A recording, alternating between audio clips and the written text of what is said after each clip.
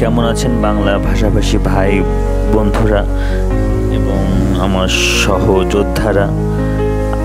গতদিন যে কবিতাটা আপনাদের সাথে শেয়ার করেছিলাম অতীতের বাস্তবতা, সেটা নিয়ে আমাকে ব্যক্তিগতভাবে বেশ কিছু মানুষ বেশ কিছু কথা বলেছে। কেন লিখলাম, কী জন্য লিখলাম? আমি তো কাউকে উদ্দেশ্য করে কোনো কিছু বলিনি।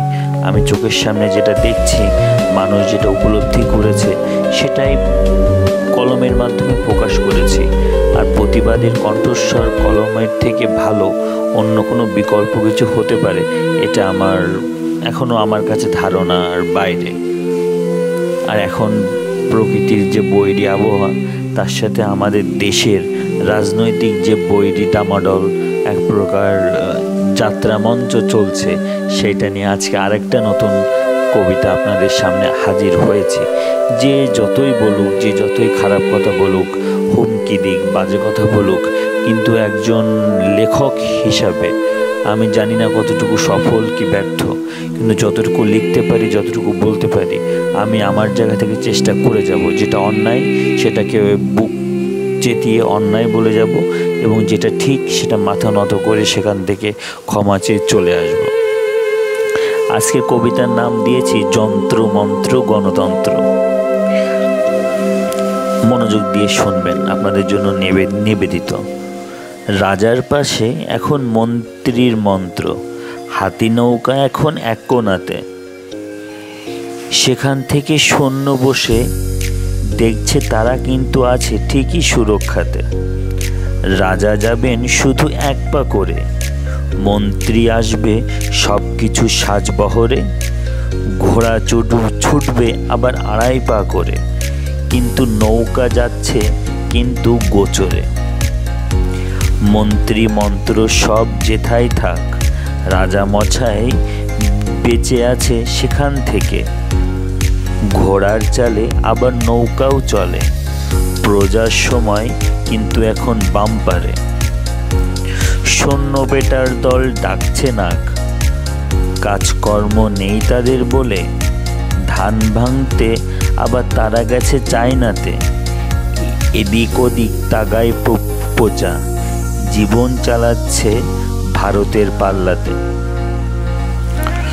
সৈন্য সকল দেখছে বিকাল, হাত পাথরে ঠান্ডা হাওয়াতে। প্রজার আহার চলছে ভালোই, ধান ছড়ানো ভাঙা ওই কুলোটাতে। যন্ত্র মন্ত্র যত গণতন্ত্র, বাঁচতে হবে কিন্তু সাবধানে। এবার পূজা দেখছে মজা, ক্ষতরঞ্জিত শত শত ময়দানে। নিত্য নতুন সব যোদ্ধাদের আগমন,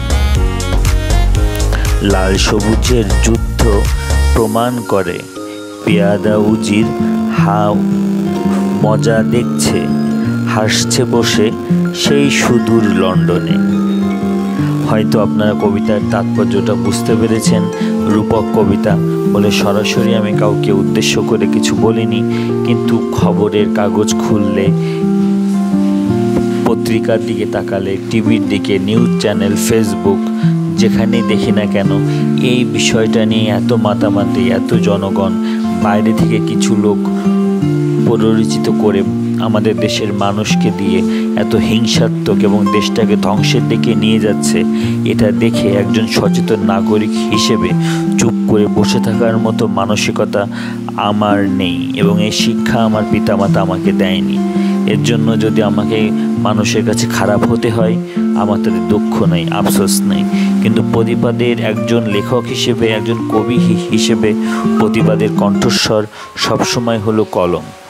মানুষকে হত্যা করা যায়, কিন্তু তার প্রতিবাদী কলমকে কখনোই হত্যা করা যায় না। আমি আবারও সবার কাছে অনুরোধ করছি, যে যেখানে আছেন সেখান থেকে ভেবে চিনতে সিদ্ধান্ত নিন, কথা বলুন এবং বাংলাদেশকে ভালোবাসুন। বাংলাদেশের ভবিষ্যতের কথা চিন্তা করে সিদ্ধান্ত গ্রহণ করুন। বাংলা ভাষাকে ভালোবাসুন, বাংলা কবিতাকে ভালোবাসুন। সবাই ভালো থাকবেন, আবারই শীঘ্রই দেখা হবে।